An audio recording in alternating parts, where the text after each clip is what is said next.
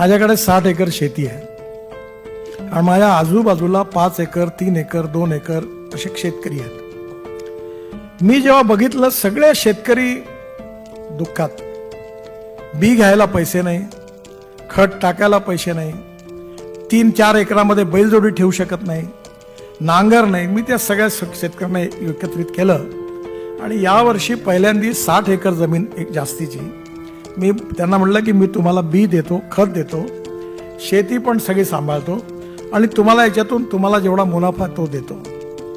त्याचे कुठे capital investment, त्याला बँक कर्ज द्यायला तयार नाही। आणि म्हणून हेच त्या ठिकाणी माझ्याकडे इलेक्ट्रिक ट्रॅक्टर आहे, 1.5 तासात चालतो।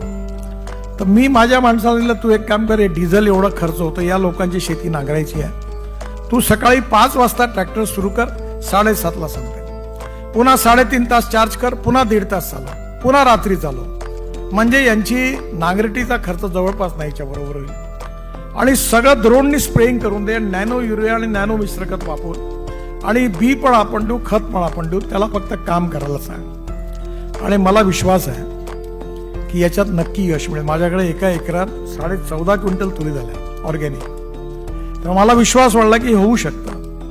आज ही जी माणसं आहे यांच्याकरता फॉर्मर प्रोड्यूस कंपनी तयार झाल्या। आता ते एक कॉपरेटिव्हचा नवीन कन्सेप्ट आहे आणि त्याच्या माध्यमातून सगळे इक्विपमेंट शेतकऱ्यांनी विकत घेतले आणि आता 100-150 एकर शेतकरीवाले ते वापरतात।